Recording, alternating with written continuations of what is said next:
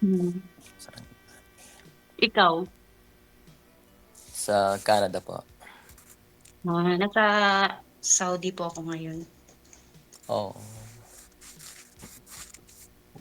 Ilang taon na po Matagal kayo dyan? matagal na po kayo diyan? 39. No, no, no. Ilang taon na po kayo dyan sa Saudi? Okay, sorry, sorry. Mag-ano na, 18 months. Oh,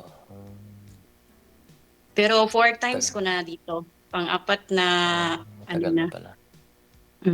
balik-balik. Pero pauwi na rin ako sa August po. Ah,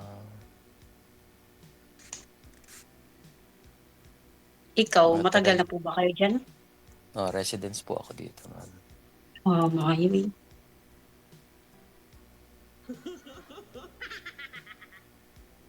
May asawa po kayo? single mom. May anak na Ah, po. Kaso naghiwalay din kami, matagal na. Kasi 25 years old pa lang ako na, nag-abroad na kasi ako. Tapos ah, uwi-uwi na lang po kami. Akala ko single mom, walang anak. Hmm. Ikaw po, kailan po kayo uuwi sa Pinas? next year po siguro, ma'am, kasi gagraduate po yung anak ko ng ng Hmm. college. Ganun po ba? Oo. Wala na kasing mama, namatay nung 2024, kaya ako yung mag-aano sa kanya. Ay, condolence po. Mm.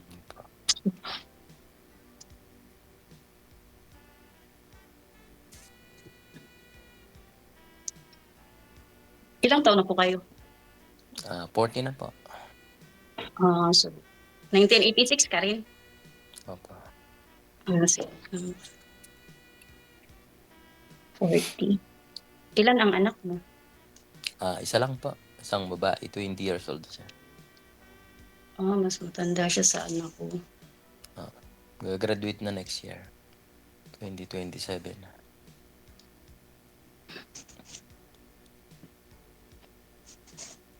So, matagal na po kayo nakasali dito kay DJ. Hindi po, ngayon first time lang po ngayon.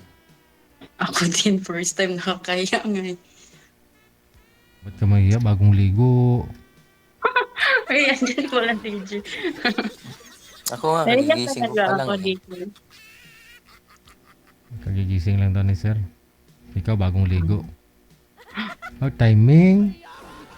I mean,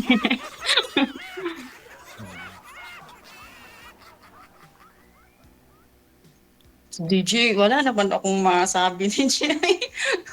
Wala. Naiya ako sa mga viewers mo. Huwag po kayong Maraming kaya nga sabi ko wag ka mag-monitor kasi hindi ka maka-concentrate niyan. wala nga nakaano na ako naka. Bakit ho hindi po kayo nagka-boyfriend mula ho naghiwalay kayo ni mister mo? Ako? Hindi ako. Hindi Ako naka-boyfriend po si Alo, DJ siya. kaso naka-boyfriend po ako kaso naghiwalay din kami. Kasi sa abroad ka nga no? Oo. Yun lang. Pabalik-balik kasi ako ng abroad tapos hindi rin siya maano ba? Mm. Hindi rin siya makontento. Oh, hindi talaga makontento nun. Yung fulfillment niya. Kasi malayo kay, wala kay. Hirap Ayan. kaya. Masakit kaya sa kamay. Ayan. Hindi, joke lang. Pero yun naman talaga eh. Yung mga asawa nga naghiwalay, boyfriend pa kaya. Ayan. Bahala siya kayo. Ito na kasi pareho kayong malayo sa isa't isa. Si Sir na sa Canada. Sabagay no. Tawag-tawag, madali lang din naman yan. Para magkatabi lang din kayo no. Oh no. Resident na po kayo dyan, sir. Tapos so, Opo, sir. yung ex-housewife o yung yung ex-wife mo saan na po? Sumakabilang buhay na po, last 2024. So 2 years na rin no. Diyan din po sa Canada, sir? Mag 2 years pa lang po sa Mm. sa katapusan ng July. Anong kinamatay? Heart attack po. Dyan sa Canada, inatake? Sa Pilipinas po kasi nagtatrabaho pa po siya ng government sa agriculturist sa LGU siya. Oo, siyempre ikot-ikot yun, mainit, no? Ganun siguro. Opo. Oo. Pero dyan, Hindi sir, po kasi lahi po kasi nila yung ah, sakit na gano'n. Pero dyan sa Canada, sir, dahil nga malamig, uso din po ba yung mga ganyan na kinamatay ng tao? Uso po dito sir ang mga cancer kasi yung mga Pagkain, no? kinakain siguro na puro procent. Yun po, oo. Nabubuhay yung mga... Saka mga dito yung sakit ng mga katawan kasi sa lamig hindi ka naman pinapawisan kahit summer. Summer, yung ulo ko nga lang pinapawisan pag summer eh. Oo. Yung buhok ko lang pinapawisan. Kaya ang ginagawa ng mga tao dito, pagkatapos ng trabaho, mag-exercise sila sa mga gym, ganyan lang. Pangit din pag sobrang lamig, no? Opo. Makakaano din. Makakasawa din, ang daming damit na sinusuot. Oo. Mas maganda sana yung isang damitan lang. Mahirap maglaba. Kumbaga na tatago Opo. yung katawan mo kung macho ka ba, kung sexy ka kasi kapal-kapal ang suot mo eh. Opo, minsan suot ko, lalo na nagtatrabaho ko indoor-outdoor as a welder.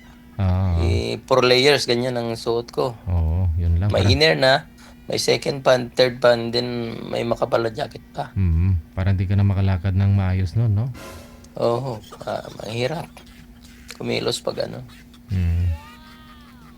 Dito sa Pilipinas, pwede ka Kaya nga sa gusto kong mag-migrate ng ibang bansa yung hindi sana, hindi sana malamig ng ganito. Aha. Middle East, sir. Ngayon, malapit na ang... Galing na po ako dati sa sa Dubai. Parang Pinas lang yun, no? Galing po ako sa Dubai, ma'am, sa Jumeirah. Ako malapit sa dagat dati, sa Dry Docks World, Dubai. Ako nagtatrabaho. Dati din ako sa Dubai, pero sa UAE pala yun. Abu Dhabi. Malapit lang naman ang UAE at saka Dubai, 2 hours.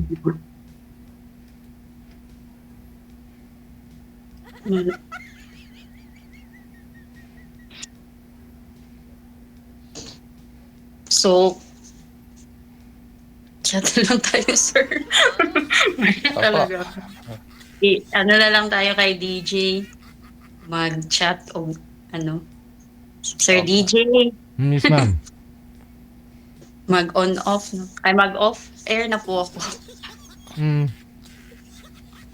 Salamat po, madam. Thank you po. Maraming salamat po. Ingat po kayo dyan. Salamat. Ano, ma'am? Okay na. Nag-book out, sir. Di kinaya. Po. Sir, salamat po Sige. Anytime naman, pwede nyo naman siya tawagan. Kung gusto mo i-PM, andyan naman po siya. Maraming salamat. Pwede nyo pa akong sir. Hanapan din pagka Okay, sige. PM lang po kayo ulit, sir, ha? Sige po, sir. Sige.